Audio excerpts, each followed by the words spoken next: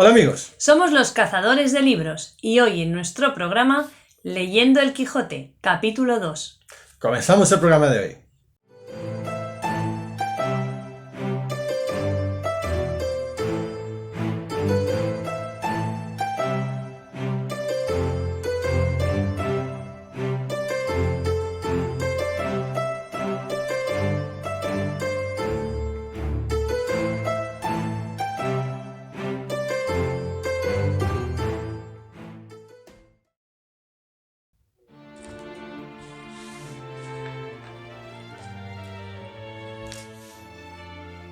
Capítulo 2, que trata de la primera salida que de su tierra hizo el ingenioso Don Quijote. Hechas, pues, estas prevenciones, no quiso aguardar más tiempo a poner en efecto su pensamiento, apretándole a ello la falta que él pensaba que hacía en el mundo su tardanza, según eran los agravios que pensaba deshacer,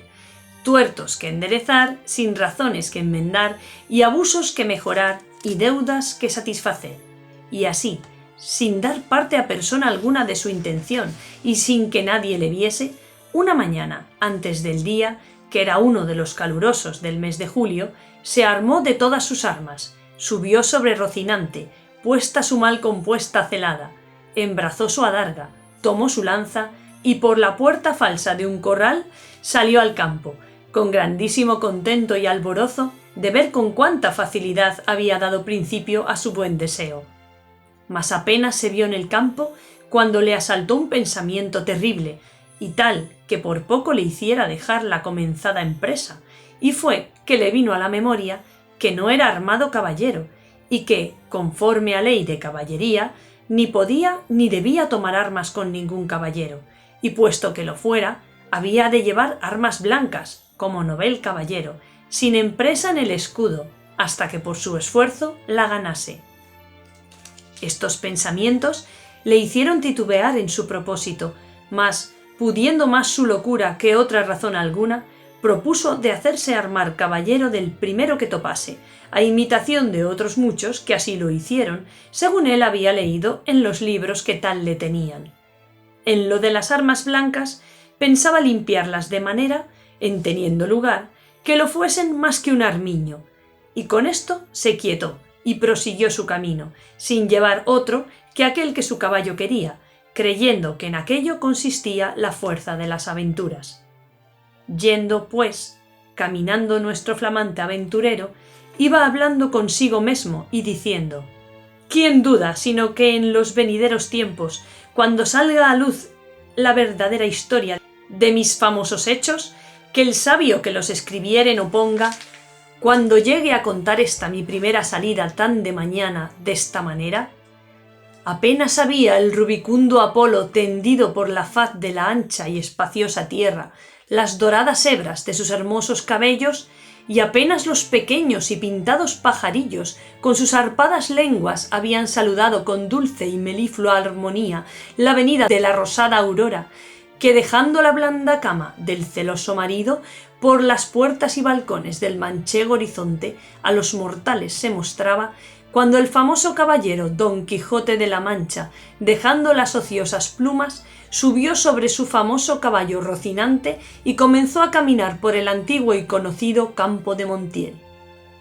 Y era la verdad que por él caminaba, y añadió diciendo: «Dichosa edad y siglo dichoso, aquel donde saldrán a luz las famosas hazañas mías, dignas de entallarse en bronces, esculpirse en mármoles y pintarse en tablas, para memoria en lo futuro.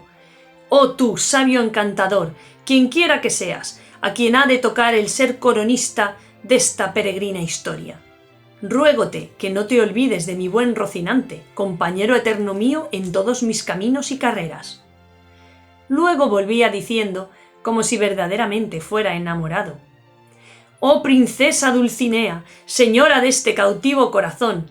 mucho agravio me habedes fecho en despedirme y reprocharme con el riguroso afincamiento de mandarme no parecer ante la vuestra fermosura. Plegaos, señora, de membraros deste vuestro sujeto corazón, que tantas cuitas por vuestro amor padece». Con estos iba ensartando otros disparates, todos al modo de los que sus libros le habían enseñado, imitando en cuanto podía su lenguaje, y con esto caminaba tan despacio, y el sol entraba tan apriesa y con tanto ardor, que fuera bastante a derretirle los sesos, si algunos tuviera.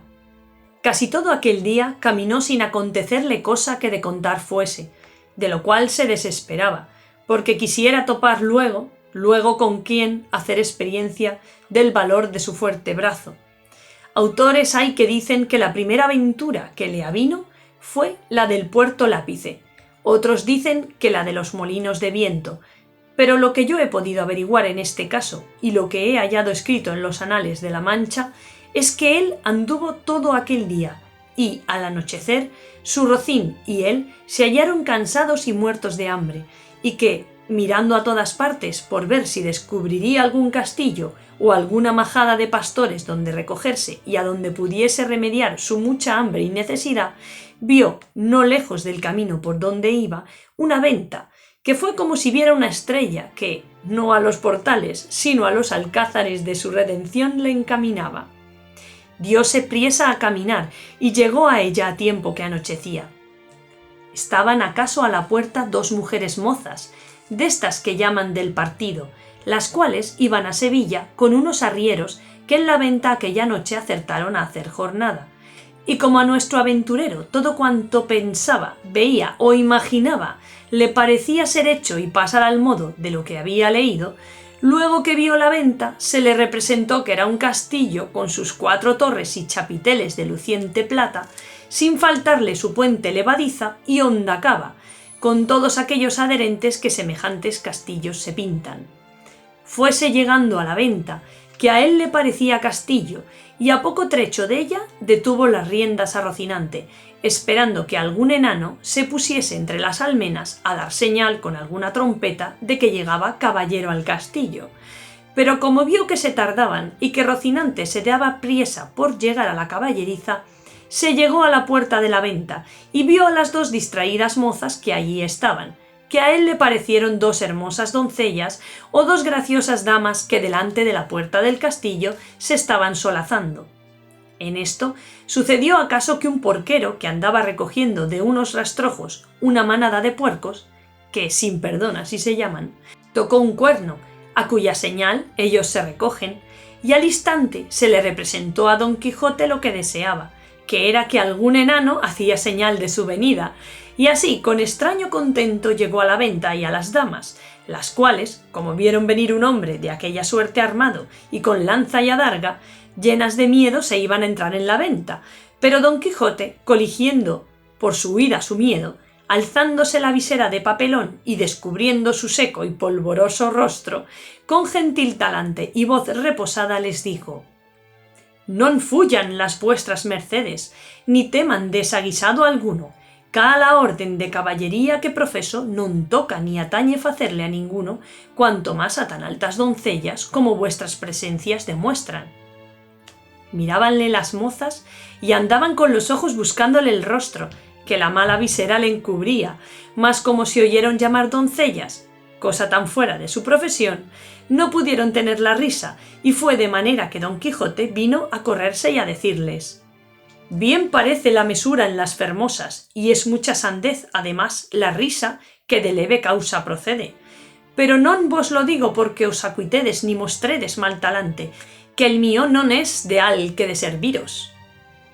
El lenguaje no entendido de las señoras y el mal talle de nuestro caballero acrecentaba en ellas la risa y en él el enojo, y pasara muy adelante si a aquel punto no saliera el ventero, hombre que, por ser muy gordo, era muy pacífico, el cual, viendo aquella figura contrahecha, armada de armas tan desiguales como eran la brida, lanza, adarga y coselete, no estuvo en nada a acompañar a las doncellas en las muestras de su contento, mas, en efeto, temiendo la máquina de tantos pertrechos, determinó de hablarle comedidamente, y así le dijo: «Si vuestra merced, señor caballero, busca posada, amén del lecho, porque en esta venta no hay ninguno, todo lo demás se hallará en ella en mucha abundancia». Viendo Don Quijote la humildad del alcaide de la fortaleza, que tal le pareció a él el ventero y la venta, respondió: Para mí, señor castellano, cualquiera cosa basta, porque mis arreos son las armas, mi descanso el pelear, etc. Pensó el huésped que el haberle llamado castellano había sido por haberle parecido de los sanos de Castilla, aunque él era andaluz y de los de la playa de Sanlúcar, no menos ladrón que Caco, ni menos maleante que estudiante o paje, y así le respondió: según eso, las camas de vuestra merced serán duras peñas, y su dormir siempre velar, y siendo así, bien se puede apear, con seguridad de hallar en esta choza ocasión y ocasiones para no dormir en todo un año, cuando más en una noche.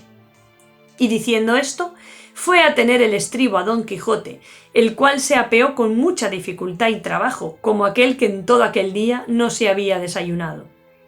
Dijo luego al huésped que le tuviese mucho cuidado de su caballo, porque era la mejor pieza que comía pan en el mundo. Miróle el ventero y no le pareció tan bueno como Don Quijote decía, ni aun la mitad, y acomodándole en la caballeriza, volvió a ver lo que su huésped mandaba, al cual estaban desarmando las doncellas, que ya se habían reconciliado con él, las cuales, aunque le habían quitado el peto y el espaldar, jamás supieron ni pudieron desencajarle la gola, ni quitalle la contrahecha celada, que traía atada con unas cintas verdes, y era menester cortarlas, por no poderse quitar los ñudos.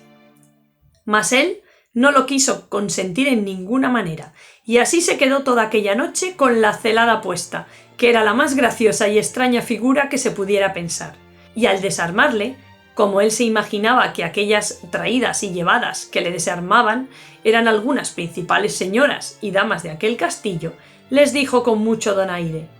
nunca fuera caballero de damas tan bien servido como fuera Don Quijote cuando de su aldea vino. Doncellas curaban dél, princesas del su Rocino. O Rocinante, que este es el nombre, señoras mías, de mi caballo, y Don Quijote de la Mancha el mío, que, puesto que no quisiera descubrirme fasta que las fazañas fechas en vuestro servicio y pro me descubrieran, la fuerza de acomodar al propósito presente este romance viejo de Lanzarote ha sido causa que sepáis mi nombre antes de toda sazón. Pero tiempo vendrá en que las vuestras señorías me manden, y yo obedezca, y el valor de mi brazo descubra el deseo que tengo de serviros. Las mozas, que no estaban hechas a oír semejantes retóricas, no respondían palabra, solo le preguntaron si quería comer alguna cosa. Cualquiera llantaría yo, respondió Don Quijote, porque, a lo que entiendo, me haría mucho al caso. A dicha, acertó a ser viernes aquel día, y no había en toda la venta sino unas raciones de un pescado que en Castilla llaman abadejo, y en Andalucía bacallao, y en otras partes curadillo, y en otras truchuela. Preguntáronle si por ventura comería su merced truchuela, que no había otro pescado que dalle a comer. Como haya muchas truchuelas, respondió Don Quijote, podrán servir de una trucha, porque eso se me da que me den 8 reales en sencillos que una pieza de a 8. Cuanto más, que podría ser que fuesen esas truchuelas como la ternera, que es mejor que la vaca, y el cabrito que el cabrón. Pero sea lo que fuere, venga luego, que el trabajo y peso de las armas no se puede llevar sin el gobierno de las tripas. Pusiéronle la mesa a la puerta de la venta, por el fresco, y trújole el huésped una porción del mal remojado y peor cocido bacallao y un pan tan negro y mugriento como sus armas. Pero era materia de grande risa verle comer, porque, como tenía puesta la celada y alzada la visera, no podía poner nada en la boca con sus manos si otro no se lo daba y ponía, y ansí una de aquellas señoras servía de este menester. Mas al darle de beber no fue posible, ni lo fuera si el ventero no dara una caña, y puesto él un cabo en la boca, por el otro le iba echando el vino, y todo esto lo recebía en paciencia, a trueco de no romper las cintas de la celada. Estando en esto, llegó acaso a la venta un castrador de puercos. Y así como llegó, sonó su silbato de cañas 4 o 5 veces, con lo cual acabó de confirmar Don Quijote que estaba en algún famoso castillo, y que le servían con música, y que el abadejo eran truchas, el pan candeal, y las rameras damas, y el ventero castellano del castillo, y con esto daba por bien empleada su determinación y salida. mas lo que más le fatigaba era el no verse armado caballero, por parecerle que no se podría poner legítimamente en aventura alguna sin recibir la orden de caballería. Hasta aquí este segundo capítulo. Espero que os hayáis divertido con nosotros. Nosotros incluso no nos queríamos reír. Y bueno, os emplazamos para el tercer capítulo, que muy prontito lo oiréis con la voz de Lourdes. Hasta otro día, amigos. Adiós. Adiós.